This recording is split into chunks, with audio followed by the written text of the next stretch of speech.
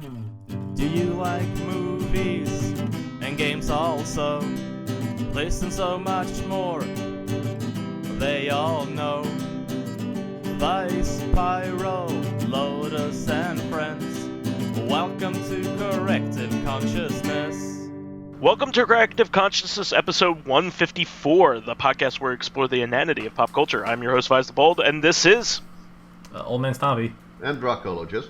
Good evening. A little faster on the take this time, guys. Good job. Yeah. Well, you really should be patting yourself on the back because you're the one who fucked it all up last time. Good job, guys. All of us, especially me. There'll be plenty of art slices on the sidelines for when you get tired. Thanks, Kenny Mayne. So, we are back again here for another episode of Corrective Consciousness. I did want to kind of celebrate, though there are plenty of things that went wrong here with this release, but along with the re-release of Neon Genesis Evangelion on Netflix, I kind of since it's such a monumental seminal work in anime, up there with Gundam and Macross, it's a classic and something that contributed a lot to anime culture in general. But I wanted to celebrate that new release by talking about some of our favorite animes that we've experienced over the years, and I just wanted to go over some of those things because I think it's really important to go over some probably off the beaten path kind of titles, just as kind of usually like we like to do, but also put our perspectives on some of the more mainstream ones, because I believe we have some insightful banter, though of course I'm probably dreadfully wrong, but especially since I'm the only one talking at this point, but I'm laughing at yourself now. Yep. But I wanted to kind of take the reins here and say that Evangelion was one of my favorites once I got my hands on it. I kind of started watching it on VHS back when those releases were coming out, and they were very much imperfect. A lot of the animation cells didn't match up. They moved around quite a bit, and but the dub was quite good, which is actually one of the contentious parts of the new release of it. But I digress. When I bought it eventually when it was the Platinum Collection, and I got it for like a really good price at Walmart at the time. I got it for like $60, and now people are like clamoring for that specific release. I'm kind of very happy that I have it. And likewise with a lot of the other anime that I liked, and those specific dubs tend to be people's favorites, maybe because they were in a specific place in time, or maybe because a lot of those companies from that era are out of business now, especially the Genian releases, and there's a few others that have gone skyrocketed in price. Like the original JoJo anime is like really expensive right now if you want to get that, and I luckily have that. I also have the I'm very happy to have Paranoia Agent. That's probably my favorite anime of all time. I really, really, really love that series. It's by the same director of Paprika and Eternal Blue. His name is Satoshi Kon. That's right, Satoshi Kon. It was. I'm sorry. Hold on. Yeah, it is Paranoia Agent. I think that's his only series. All the rest of his stuff were either movies or OVAs, to my knowledge. Perfect Blue, no? What is it? Perfect Blue. Perfect Blue. Perfect Blue, yep. Mm-hmm. So, I absolutely love Paranoia Agent. It's a really cool psychological anime. Has very good storytelling. Definitely has like a trippy aspect to it. I absolutely love it, and I think it's very hard to pinpoint now because of what happened to Genium when they folded. So very very happy to have seen that. If you ever get the chance to look it up, I definitely recommend it. It's definitely a off the beaten path anime for sure. It's not a shonen anime or anything like that. But it tells a definite story and has some very heartfelt vignettes within it as well, because it's kind of an anthology until it kind of gets towards the end, where they're kind of like bringing things together, as it were. So having said that, I really really enjoyed that, but I want to give the other guys here a chance to express their thoughts on what they like as well. Sure. So my tastes are a little bit more mainstream. I don't really talk very much about anime on the podcast at all. Generally speaking, It's because it's trash. Yeah, it is, but that's never stopped us before. Like certainly, I mean, compared to how you usually have me come on the show to talk about wrestling, which is the highest form of entertainment, maybe I shouldn't be judgmental. Animal Crossing and WWE and You shut the fuck up about Animal Crossing.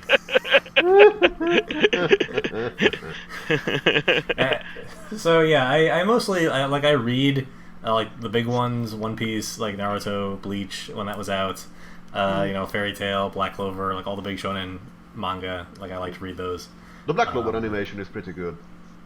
I haven't watched the animation yet, but my wife got me into the manga, and it's quite entertaining. They skip like is all that the the one filler. with the pirate lady in it? I don't think so. Oh, okay. Well, I might be thinking of something different. Is that Black Lagoon?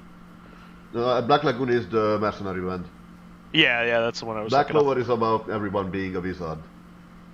Oh, But Black Clover is another like fairy tale kind of manga, gotcha. like fairy tale the manga, not like fairy tale the genre. Oh, gotcha. All right.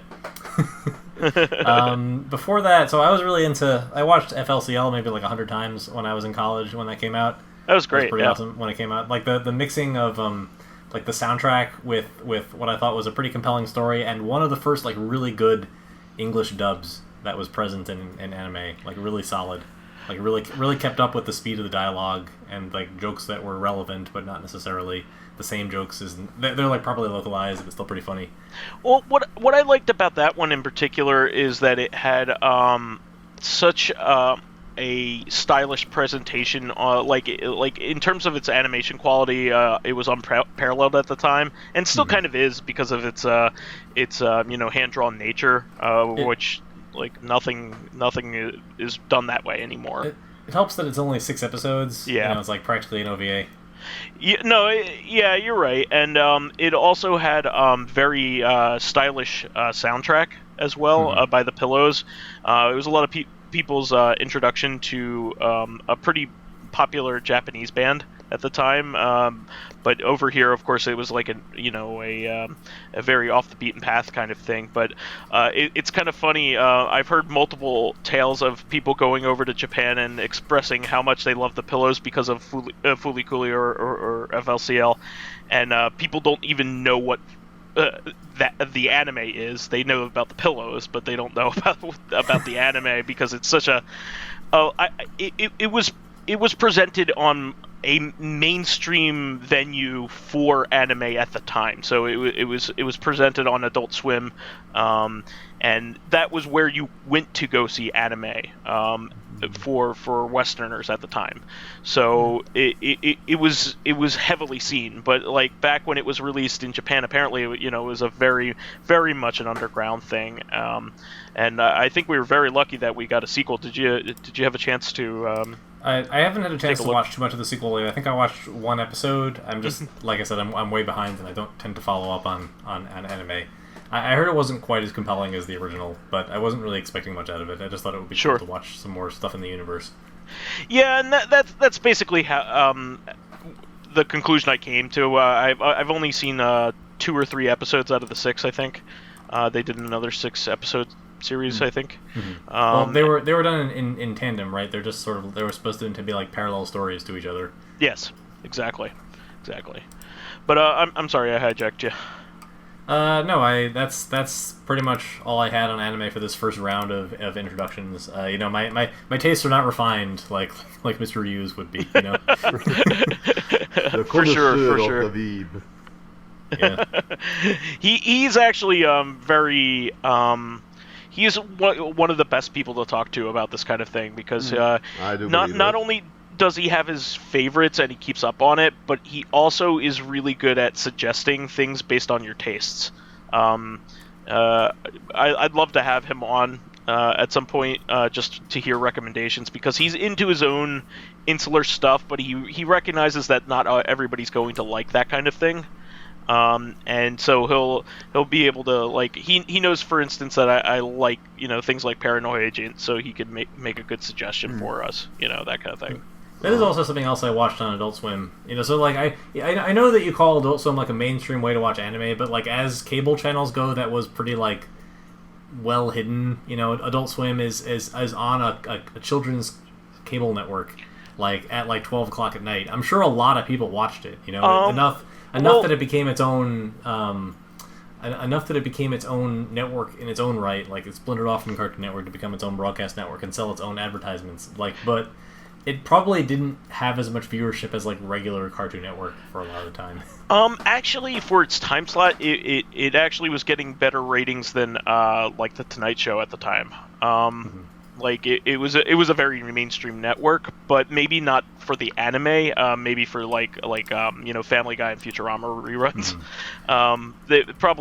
They saw a pretty big cliff happen in viewership when the anime turns on, I imagine. Sure. But point taken. But yeah, so I guess my point was that like if you were into anime, you saw a lot of people our age saw that anime in particular when it was an underground thing elsewhere.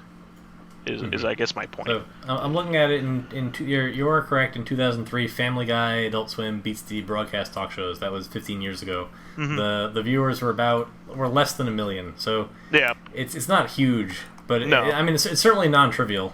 Sure. So anyway, I again hijacked it. But I think that the ones that were on there at the time were like pretty relevant to us. I mean, things like Big O were also like towards Western taste, and I think the only reason why we got a second season of that was because of Western viewership. I mean, it was, right? Didn't Adult Swim, wasn't that one of the first anime that Adult Swim like potentially like co-published or co-produced? Yeah. I think they the producers that worked on it were some of the producers that worked on Batman the Animated Series. Which like it does have a lot of resemblance, like in terms of the character models to like the old Batman series. Oh, sure, and even just like the aesthetic, and the themes explored. And boy, was that a weird season. They did not leave themselves like a lot of room to make another season after that was over. Yeah, I think they had intended to finish it up, but they never really did. But it also like it ends kind of where it begins, doesn't it? And they don't really answer any of the big questions, right? Just very, very anime on brand. It ends and you're just kind of like, huh? It's just like Akira or something like that. How about you, Dracologist? Do you have any particular titles that you wanted to shout out? Well, shout out. Well, I wanted to say that my sort of big leap into the whole franchise would be Hellsing. Oh, great! Yeah, that's actually one of Lotus's favorites. Yeah, it's a classic. I prefer the one that has a minimal amount of Nazis in it, but come on, like we already had Wolfenstein blow up. We don't need any more of those. That's type of thing. Anyway. So you tend to like the original anime series rather than the extreme one, isn't it? The OVA had a couple of good jokes in it and good scenes, but I preferred it was more like the whole thing is playing in Britain, so it is more it's more that type, that more how to say, it's more reflective of the British calmness, classiness. I never heard it argued as such. That's interesting. Personally, one of my favorite shows I'd like to rewatch time and time sometimes, it would be Gao Gai Gar. It's You know what? I always hear that name, but I never know what it's about. Gao Gai Gar is the best of the Brave series. The Brave series was a bunch of sort of sell toys to childs, big robot combined transformed sort of shows, but Gao Gai Gar was the one that hit the ball out of the park. It is just immensely fun and satisfying. Like, it's Lotus usually calls it the Sailor Moon of mechas, but I generally call it the Power Rangers that works out properly. And what I like about it, is that as the story goes, the various sort of tools and resources are introduced, and the characters use these resources fairly versatilely. There is a little bit of repetition, transformance sequences and finisher moves, as Mr. OldManStompy would call them, but they each get their own impact that is, let's say, like, it's not repetitive. It's not just, ooh, bad guy moves it now to use finisher. Sometimes it's like, sometimes the finisher gets interrupted, or used in the bad guy's plot to get rid of the good guys. So it's different from like the regular anime, generally speaking, where the animation takes as long as it does, and it feels like it must take place in a split second, even though it takes a minute for the viewers, because it never gets interrupted, unlike Sailor Moon. Mm-hmm. Yeah, like there is one scene where the robot like fuses with other vehicles to become the final robot, and there are events when they try to interrupt that sequence in that as well, or if they actually fuck up the sequence. So another one that did this a few times is you could call. I always hear of Gao Gai Gar as a predecessor to Gurren Lagann in that sense. I love Gurren Lagann. So they have like some commonalities. I haven't seen all of Gao Gai Gar. Maybe but I can see some resemblance. A little bit, I mean, obviously, like the superficially, and like spiritually, not necessarily like the plots are specifically like the same. Gao Gai Gar is a little bit too bright-eyed, I think, for some people, but I like it because it's just nice. Mm-hmm. If you want a little bit of a darker tone, then there is Betterman, which is a parallel storyline, and it's pretty dark in a few slots. Well, like previously, you've recommended to us a bunch of like 40k stuff, which is darker than most of what you see in anime. Yeah. Actually, I want to say that I recently had listened to the Emperor's podcast, and they discussed one of the most infamous novels known as The Inquisitor, which is, I recommend. I'm not telling anything. I recommend looking up the Emperor's podcast last episode, currently about the novel Inquisitor. There are some spicy stuff in it. You will know why if you have patience. But yeah, other fun things I'm fairly sure people know. One Punch Man, but do you see the other series the guy made, the Mob Psycho one? Mob Psycho. I haven't seen it yet. I love the opening theme to the. That's. Sorry about that. Yeah, it's pretty good. It's actually it has a certain interesting charm to it. So, like, what about it distinguishes it from... Like, obviously, One Punch Man is a thing unto itself. Like, for those unfamiliar with the series... Mob Psycho is about it. people with psychic powers using, like... It's, like, having power, how to use it, how to... and living with it. It's where... I think the show can explain it better than I would, but... It's... Like having too much power, and if having too much power, how would you live with it? It's an interesting predicament. Oh, I also would like to add to the list Hit Guy J, because I like good storytelling and world building, and just generally like noir style. Yeah, so I actually that a lot of your suggestions reminded me of a lot of the older anime that I tend to like. It's actually kind of funny because when I look at my tastes, I tend to like stuff that was kind of before my time, or before I was watching in my heyday. I do like a lot of like the 90s stuff, like I really do love I do have an affection for Dragon Ball Z, as much as it does not respect your time, in its original form. But that's basically how I got into anime. I got into anime by watching Dragon Ball Z when it was airing on TV, in syndicated TV, and it abruptly stops in the most exciting part of the entire series.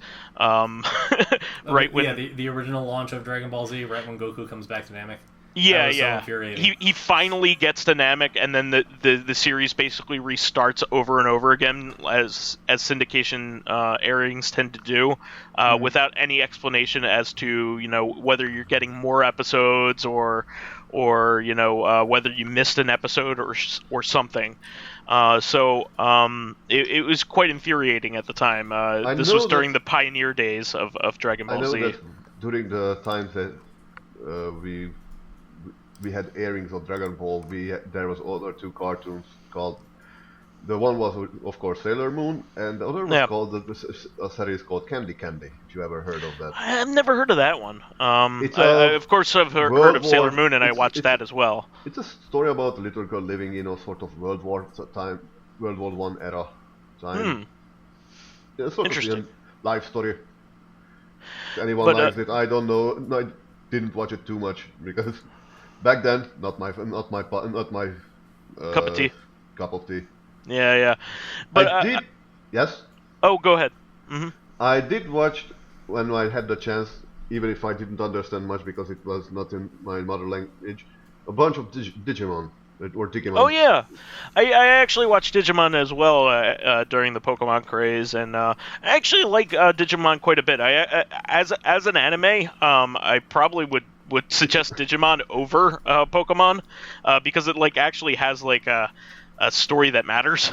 Yeah, but not the dubbed version. So no, the original Digimon version. Movie in America is the first 3 Digimon movies stapled together with a loosely. That's a shame. Thread. Yeah, that's a shame. But there's actual a meaning behind a lot of motivations and things like that. As I slowly watched the series and I learned about the SMT universe, I was slowly realized that Digimon is the child version of Persona. Oh yeah, very much so, and so is Pokemon for that matter. It's more Pokemon is more just the average Shin Megami. Sense. Yeah. Very very much so. Those that demon capturing mechanic and all that stuff was established by the SMT series, way before Pokemon. But anyway, the point I was trying to make was that as much as I have affection for the ones that aired during that time, my formative years, therefore I have nostalgia for them. Cowboy Bebop, and by extension, Samurai Champloo, and even I have an affection for G Gundam because it aired during Toonami during that time period. I love that kind of stuff as well, but I actually find myself liking a lot of early 80s anime and late 70s anime, even though they weren't part of my initial experience. I just love the animation style, and also the themes tend to be a lot heavier than you would think for cartoon shows. Oh yeah, I remember. Especially back then. Old animes. I watched the Karas the Tengu. I don't know. I don't know that one. Yeah, it's about it's pretty funky because it's like about this sort of five ninja heroes fighting an evil overlord with a swastika shaped his battleship. Oh wow! Well, it's probably a manju. Probably just a manju or a manji. Yeah. The symbol of good luck and such. Sure. And the other series I would like to recommend is Ushio and Tora, which is it's a pretty good show. What's that one? Ushio and Tora is currently, I think the author is currently running the series called Karakuri Circus. That was his second work. The first story is about this kid who finds this, kid stumbles into magic stuff. He finds that there is there's 5 anyway, very ancient sort of Japanese demon monster living pinned to a wall in his basement with a magic spear, and it can be like it's depicted very gruesomely, like there is some rip and tear moments in it, but like overall the main character and the kid hero and the monster is basically a double act. Like they constantly bicker and jest about each other. Well, that sounds interesting. I was going to point out for older animes, personally, that I really like the original Lupin the Third, where Miyazaki got his start on. I really love that series. It is still very watchable today. It definitely is kind of very episodic rather than with a tight continuity, but it's very enjoyable, and the animation quality, as you would expect, is like something that you would not expect either from that era or from a TV show. You would expect it from a movie. I absolutely love that series. And I also really recommend, if you can get your hands on it, the original unbastardized version of Macross. You could probably find it in some form as Robotech, or at least the first season of Robotech. I'm not getting into the wacky localization practices of that particular show, because that's a different discussion altogether. But I do want to point out that if you basically need to pirate it to get it in its original form, and I recommend doing so. I hardly ever just straight up recommend piracy, but in that case, I would say go ahead. That and the original versions of the Star Wars movies, go for it. That's what I'm going to say about that. But the non-special edition Star Wars movies. The despecialized cuts, like weird new CGI. Exactly. Even I think it's I don't even think the original movies are up on streaming as of right now, are they? I would have no idea. I until you mentioned that, I had not thought to look for them. Yeah, I don't think they've been available since Disney acquired them. I will say that Star Wars is my favorite anime, so I appreciate that. Well, that was a big influence on anime at the time, so it's not totally unfounded in this discussion. But yeah, Star Wars itself has plenty of Japanese influences as well. I mean, Darth Vader is basically a samurai. But the plot is basically an Akira Kurosawa film. But I do have to point. Even I'm if sorry. it was based off originally of Flash Gordon. Oh yeah, well, it has so many influences; they're innumerable. But the actual plot beats are from Kurosawa films, which was in vogue in the late '60s to late '70s to copy Akira Kurosawa films if you were a film nerd. I mean, plenty of them were copied earlier in spaghetti westerns, which in their own right are. Some of those are considered some of the best movies of all time as well, up along with Akira Kurosawa films. So, I mean, it's not without merit that a lot of these films, also are really good. But they certainly wear the influences on their sleeves now that we have a better distribution of those old things. If you watch films at all, like Magnificent Seven being a take on the Seven Samurai isn't even like a secret. Like it isn't even like a reference. It literally is just the movie, but in the American West. But with cowboys instead of samurai. It's also the same thing with Fistful of Dollars and Sanjuro and Yojimbo. The Dollars trilogy. The good, the bad, and the ugly is a different movie. I forget which one it is, but Sergio Leone even got sued back then about that, which is so eventually he had to just give credit at least. Speaking of old school samurais, I just remembered that Dororo and Hyakimaru is also being reworked. If anyone remembers that. If anyone remembers the game, like what was it called? Blood Will Tell. Oh yeah, Blood Will Tell. I remember that game. If the story is about this feudal lord who sells his own unborn child to some number of demons, and they take away their body parts, and the kid, basically the child somehow grows up with comes back with prosthetic limbs and take back his limbs. And this looks like something that would be like a multi-season anime. Yeah, I remember that. Like he starts off with no limbs. Yeah, I remember that. Blood Will Tell. It's such a bizarre. It's fairly odd because I actually found like a black and white version of that. Yeah, it's based off an old story, like you said. But yeah, I wanted to get back to Macross real quick. I'm not really big into the mech kind of ones, but I just really like the themes that are brought up in Macross. Like I really like that humanity just like finds this ship crash landed, and then all of a sudden they make a huge leap in technology because they have access to something that they never had before. You're gonna love Garga then. yeah. I'm sure that kind of thing is explored in a lot of science fiction. I do want to say that if you watch Garga, I hope you are not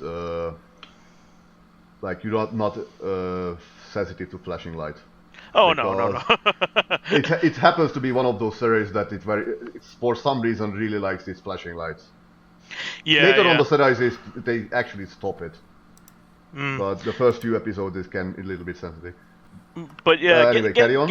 Getting back to Macross, I just love the interplay between the alien species and the humans, and I love the themes. I never actually finished watching the series. I got about halfway through it, but I loved every minute of it. I didn't watch the rest of it because I didn't like it, but more because I got distracted, just like I always do. But I definitely recommend people pick that up, and apparently a lot of the sequel series are very good as well. If you can get your hands on that, which you unfortunately also still have to pirate, because of the complicated rights issues with that series. But definitely recommend it. OldManStompy, do you have a second round that you would like to expound upon? So I'm surprised nobody has done Cowboy Bebop yet. I mentioned not my it. cup of tea. I mentioned it briefly. Okay, I don't even have anything to say about it. Just that I'm surprised we just didn't happen onto it by accident. So I did mention it briefly in the discussion about 90s anime that I have a soft spot for, and by extension, Samurai Champloo as well. I would say like that it's such a basic thing that mentioning it is unnecessary. Well, I still wanted it. Like, we gave shout-outs to One Piece and Naruto and all the big shonen series and Dragon Ball, so it would be weird if we left out Cowboy Bebop. We talked about Toonami and Adult Swim, that. So, like, to me, a lot of the stuff that I watched and enjoyed was stuff that I found incidentally because I was watching it on Adult Swim. Like, Vice is totally correct that a lot of people who, like, were like me, they were college kids who were up late at night, discovered anime because it was on in these odd time blocks where these shows tended to get relegated to, at least on American channels. So like that's where I watched Detective Conan for the first time. Oh yeah, that series I loved, even though it was screwed up slightly in the localization, not as badly as a lot of shows. But, Lupin the Third Part 3, it probably has like the most liberties other than maybe Samurai Pizza Cats, which is entirely rewritten. Same thing with Crayon Shin-chan. I actually really like the localization of that, but oh yeah, that was another Adult Swim show, and that was sure. So anything where like the jokes are like highly Americanized, you can tell they were given a tremendous number of liberties with the localization. I think with Crayon Shin-chan in particular, they didn't even have translations of the script, so right. they basically had just watched it and were guessing what they were talking about to begin with. Samurai Pizza Cats is the same way, right? It seems like the translation, the localization is just like pure. At least the English translation was written purely from the off the cuff. Like it sounds like a YouTube series. Like, and it still sounds funny today. I think Mitz and I watched like 1 or 2 episodes just randomly on YouTube, and it's hilarious. Like still. Yeah, you can actually. What's really cool about that series in particular is you could buy it in vanilla form from Discotheque Media. Like you could buy like the Japanese version and watch it straight. Which it's a comedic series to begin with, so that there's plenty of enjoyment there. But they also they licensed the entire run of the localization as well, so you could buy that on Blu-ray, I believe, still to this day. Same happened with Oedo Rocket. So, I do want to give one series extra shout out. It is like kind of a deep cut that I watched personally, like during my physics days when I was really hard pressed for entertainment. Yes. It's a show called Kaiba, no relation to the Yu-Gi-Oh character. Is that the gambling one? It is not a gambling anime. That's it's something else. Never mind. It starts with an A, but I can't recall it right now. But Kaiba is. I think you're thinking of Kaiji. Oh yeah, that's it. Yeah, that's not what I watched, but mine's called. But that's what Dracologist is referring to. Yeah. So Kaiba is kind of. It's similar in topic to Altered Carbon, which is it was a novel series that became a Netflix series a couple of I think last year. It's about a distant future world where humanity has like learned to imprint its consciousness on chips, which means that your consciousness can be transferred from body to body and effectively survive forever as long as you're. Who was the author of that one? Famous author? I do not recall. Let's look it up. Is that a Philip K. Dick? Okay. I don't think that it was Richard K. Morgan. Oh, okay. Gotcha. So there is a K. Dick in the name. Yeah. It's not the Philip K. Dick. So the story of Altered Carbon is sort of is kind of an anti-capitalist story in the sense that it illustrates that if you have a lot of money and you can maintain your body more or less forever as a service, then humanity will inevitably stagnate. Which I think is a reasonable conclusion and concern when developing this kind of technology. Kaiba explores a very similar space. Altered Carbon really, really heavily relies on violence against women to make its point, and for that purpose, I think for a lot of people, they would not really find it all that pleasant to watch. And it doesn't really like delve much deeper beyond that like very low-level exploration of the topic. Kaiba is much more imaginative. It lives in a similar world where like all bodies are artificial, and like your souls and your memories are more or less contained in a chip that's implanted in your brain. And so at very first glance, you immediately have like a distinction in violence between like violence that destroys the body versus violence that destroys the brain. And the very first episode is about exploring this. But it's also an ontological mystery because the main character basically wakes up in a junk heap and has no idea where he came from or where he is. So that's very noir. About his identity was like super interesting. And that sounds great. it's depressing. Like a lot of the first few episodes like have bad endings, like almost for no reason, just to illustrate to you how crapsack the world they'll live in is. But if you can power through that, I think it was like a very like meditative exploration on the concept of consciousness. Oh, that sounds great. That sounds right up my alley. Sure. Nice. It's made more like it almost looks like more like Astro Boy or like an old school Looney Tunes cartoon than like what we think of as traditional anime. It's got a very different animation style. I definitely need to check that out, especially if it has a recommendation from you. Sure. And you will have no trouble remembering the name, thankfully, even though it has nothing to do with the... Yeah, because I'll just say Kaiba, and I'll remember it, and I'll think Blue Eyes White Dragon, and I'll think about it. We Minty Miss and her sisters. We were actually recently really rewatching because they were younger than all of us, like her younger sisters, and they like grew up watching like Digimon and Pokemon and Yu-Gi-Oh, and like what we think of as like these really repetitive like children's cartoon shows that were just like horribly mangled in the dub. And they're still like pretty charming. Obviously, there was something to them that they had so many fans. I actually, even though I didn't follow the card game at all, I actually kind of liked the Yu-Gi-Oh anime when I was watching it, like the original incarnation. Have you seen the recent VDAs? Oh no, I was just I just watched it when it was originally aired. It's not bad. Actually, have a pretty decent story and interesting characters, more or less sometimes. Yeah, so like a lot of the time you can tell that the characters are interesting, and as a fan of professional wrestling, I love like really mundane combat that has like ridiculous amount of theatrics. Yeah, me too. That's what I like about it. Wanna hear a funny thing, Stompy? One of the characters in video is a professional wrestler. Nice. But I do want to go back a bit to Cowboy Bebop and mention my relationship with that one in particular. I love that series a ton. I kind of have a similar relationship to that as I do with Skies of Arcadia, which is my namesake on the internet here. But Skies of Arcadia, like I loved it so much that I couldn't bear for it to end. So I continuously started and started a new game and would stop, and then get maybe a little further, but then restart and then like play through the beginning part again. So I know that's very frustrating to some people, but like I would do that with Cowboy Bebop as well. Like when I would start watching the series, like I had the DVDs.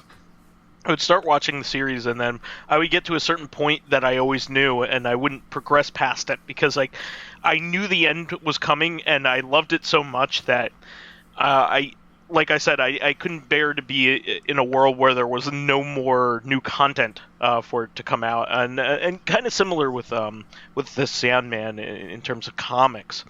I kind of had a similar thing going on, and eventually I made myself complete all three of those things, and I'm glad I did, obviously, but it just to put you in the headspace that I was, they meant so much to me at the time, just because like it was one of those things like when you watched when you were like 15 or 16 years old, and you're finally discerning quality rather than just watching whatever's put in front of you, and you're also recognizing deeper topics on your own rather than having them explained to you, or or just taking things literally. Mm-hmm.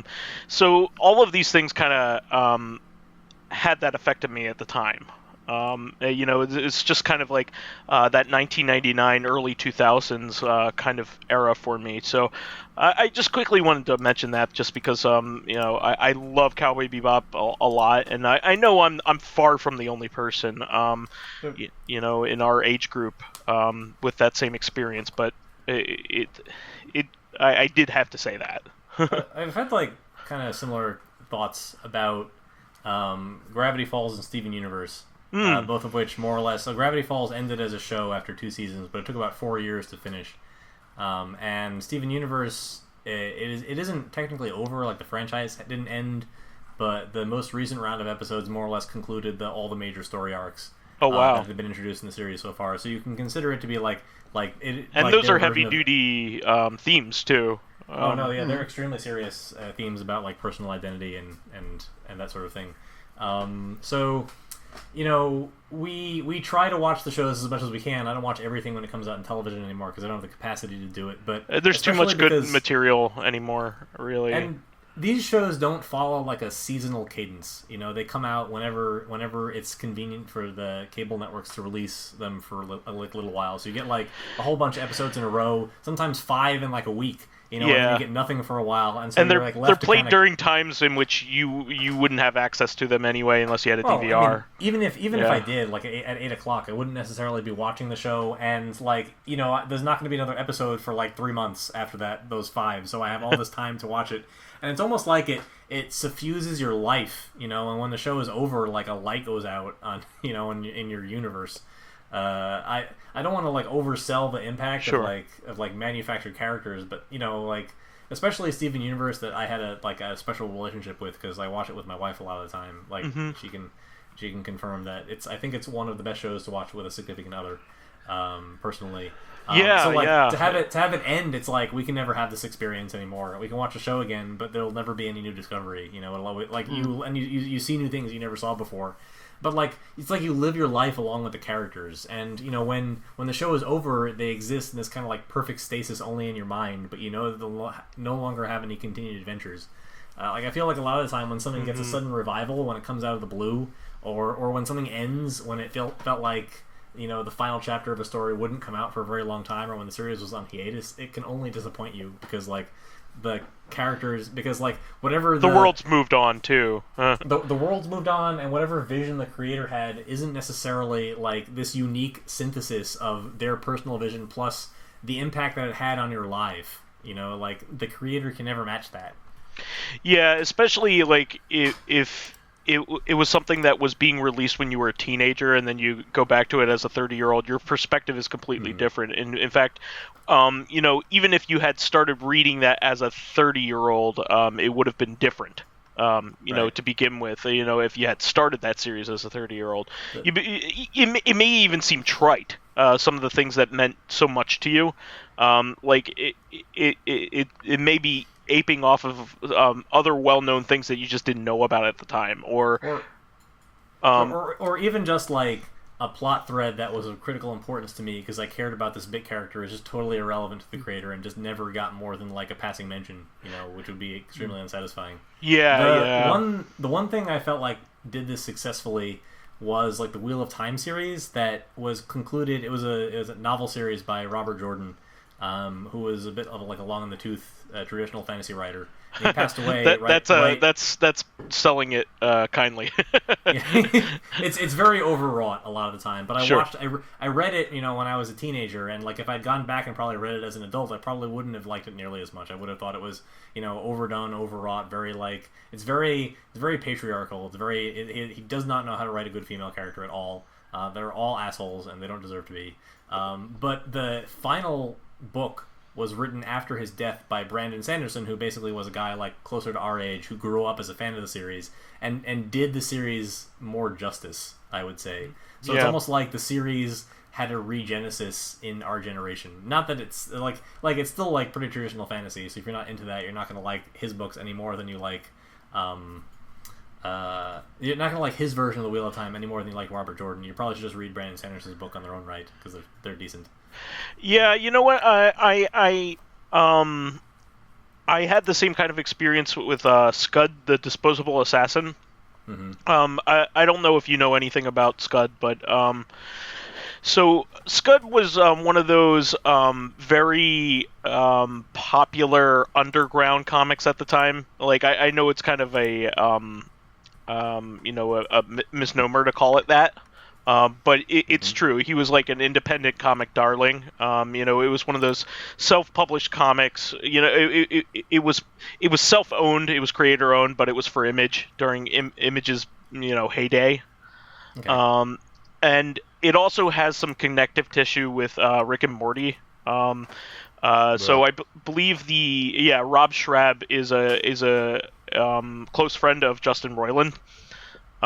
So the humor is even pretty similar, but the original run started in 1994, just to give you an idea, and a lot of it was in response to a really bad breakup that he had during the time, and the popularity got to him like really, really badly, to the point where he couldn't finish the series, and he was only about like 4 issues away from doing so. He just dropped off. Like the issue 20 just like dropped off with a cliffhanger, and then it was never resolved. And then what ended up happening is 20 years later he got the chance to finish it. And it was pretty cool the way that it ended up happening, but it was also a really poignant thing. So it's very similar to what had happened with the Dark Tower series. I don't know if you know like the behind the scenes issues with that series, but to some extent, like I've been reading it recently, and you know, Okay. Stephen King has a preface in all of the new editions of the book that talk about how he kind of had to finish it up at the end because he felt like he was going to die. You know? Well, yeah, very, very much so. So he wrote the first 4 books, but then he had writer's block, and then he got into his now famous car accident, where he got hit by a van and he very nearly died, and he had a really hard time, thinking of ways to end that series, and then it actually kind of jump-started it, and it became something else, but also made it even more special as a result. Mm-hmm. So the last 3 books are very much different. Not entirely, like you could see some of like the beginnings of where he was going. Like it's not out of total left field, but he doubles down on it very much so, with the nature of the series, I should say. I'm not going to say it because that's part of a lot of the fun of what those books tend to be. But Scud, it's very much the same thing. The last 4 issues are very much him putting this series to bed. In a very poignant way. It's about a robot that you essentially buy in the future. You buy this robot to be a disposable assassin. Disposable assassin. I see. I was suddenly realized what you were talking about. Oh yeah. So it's one of those things like you buy this like a sentient robot out of a vending machine for a very specific duty to kill a very specific target, and then once they accomplish their goal, they self-destruct. And Scud knows this is going to happen to him, so what he ends up doing is he identifies his mark, and then like basically knocks it out and keeps it on life support in a coma, so he doesn't have to die. And then goes off on other adventures. So it was really cool for the time. It was a really offbeat for the time. And it also had like a lot of humor that you wouldn't really see back then, pre-internet, heavy usage of the internet and that kind of thing. So, but this is far off topic from anime, of course, but... not that far, but yeah, it really is normal for this podcast. I'll let everybody. A few more animes just to get back to the rut. Well, I'll let everybody have some parting words on anime stuff before we go on to our weekly things. If anybody else has anything they quickly want to mention and get their licks in. Do you remember this game? Like, do you remember Slayers? Oh yeah, that was one of the very first things a lot of us watched on a videotape, like rented from Blockbuster kind of thing. Also, same with like Vampire Hunter D and Bubblegum Crisis. That was another one. Oh yeah, Vampire Hunter D was the first thing that I watched in theaters. The Bloodlust, the OAV. The sequel, right? Mm-hmm. Yeah. Well, it blew my fucking mind at the time. I'd never watched an anime aside from the Pokemon movie in theaters. Yeah. Wow, that must have been slight, especially a violent one like that. Well, we should probably move on to our weekly topics here, just so we have the time for it. OldManStompy, could you do the honors and read the fan comments here? One of them is from somebody that we know. Yeah, one of them is from Dracologist, so technically he could read it himself, but I'll do my best. It says, somewhere Egoraptor is using all of his fame resources to hunt down that one man who is casted him aside from the acquisition of a 3DS, which I guess is the plot of the next Taken movie. So, you are of course referencing my story on winning the 3DS at the convention Yes. in the content on the contest there. You beat a big YouTuber, and I can just imagine the seething rage of like, I'm gonna find this person. Well, at the time, he was just starting Game Grumps with JonTron, I think, or it was even right before it. So he was only well known for his animations. I think at the time. And this is, yeah. then prepare now because you already have the money. So the red beat on your forehead is He'll never very be able to telling. get a 3DS. He just can't get one. He just doesn't want it. It won't taste like all the 3DSs turn to ashes in his mouth as he tries to taste them. just like Thanos making that snap. All right, and so the next one here from General Ledger is in the early games. This one was about our discussion of Princess Zelda as a character. It says, in the early games, a lot of Zelda's growth is implied and hidden in the lore, but it generally centers on inner resolve and self-sacrifice. In the original game, she foresaw Ganon's army and was the one that hid the Triforce and citizens from him.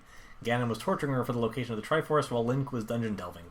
In Link to the Past, despite being in prison, she guides and mentors Link through telepathy, and insists he saved the other sages before her.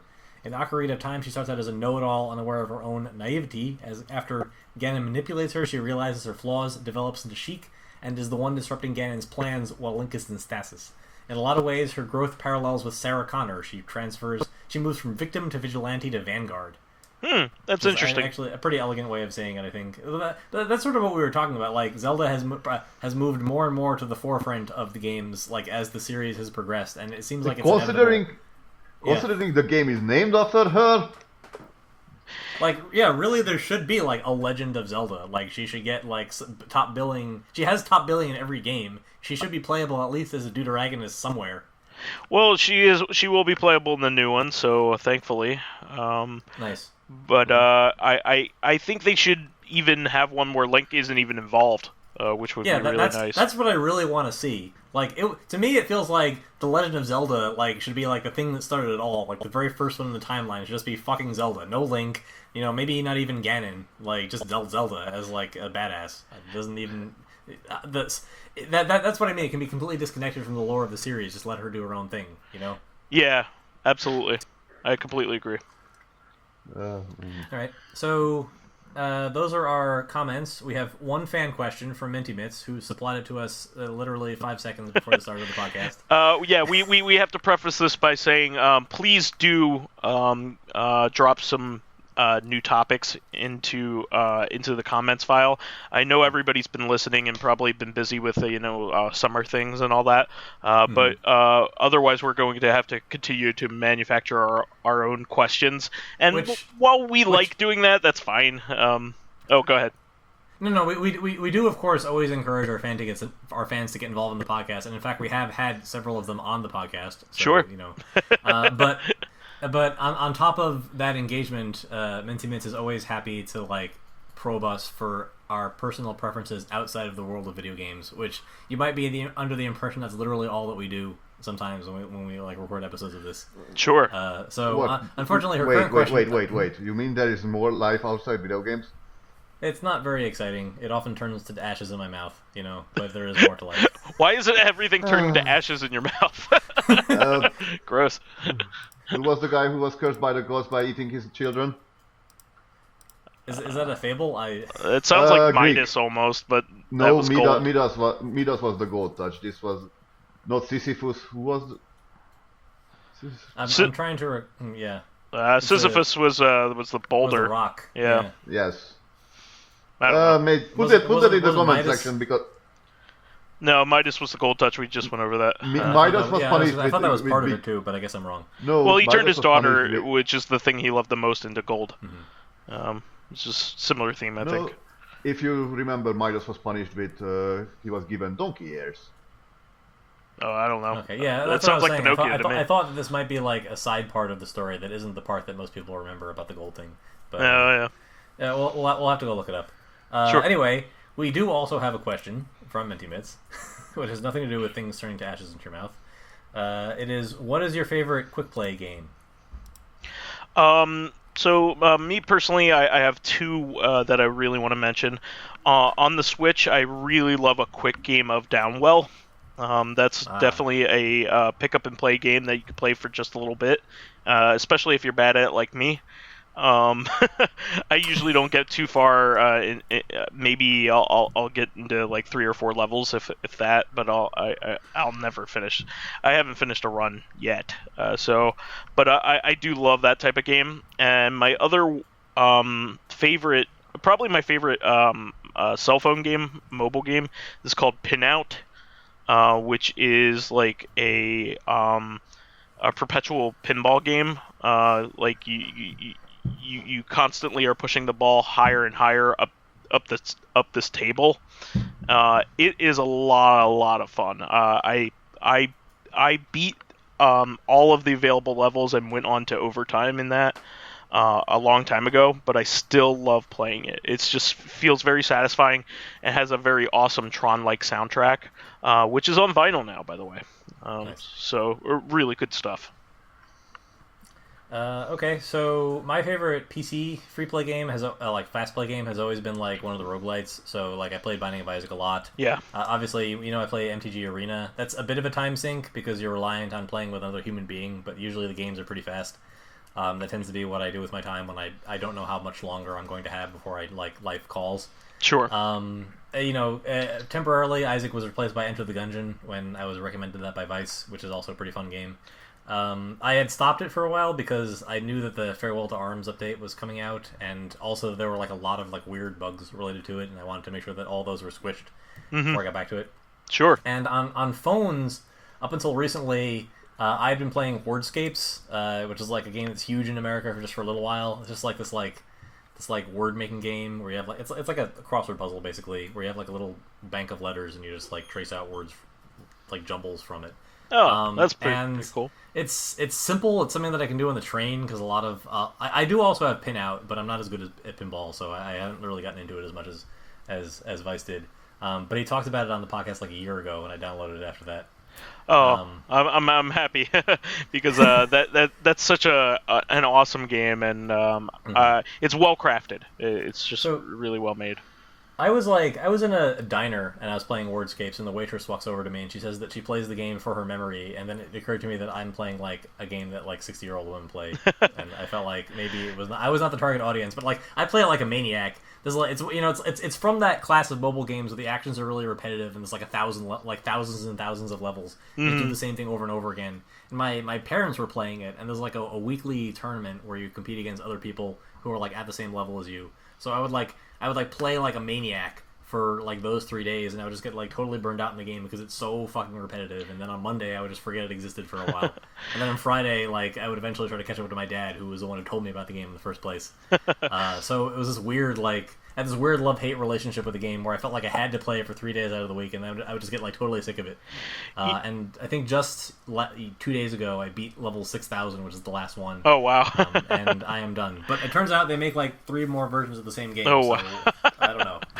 Well, it's actually kind of funny. That also reminded me of back in the day when Steam first started and Half-Life 2 had first come out.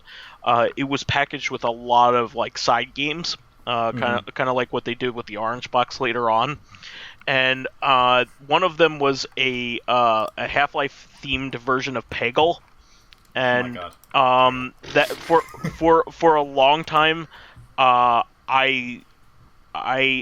never picked up like the straight version of Peggle, but I played that a lot as my quick play game, and I really enjoyed it. It was just so much fun. And even though it's like a casual game, I just absolutely loved it. It's just a blast to play. How about you, Dracologist?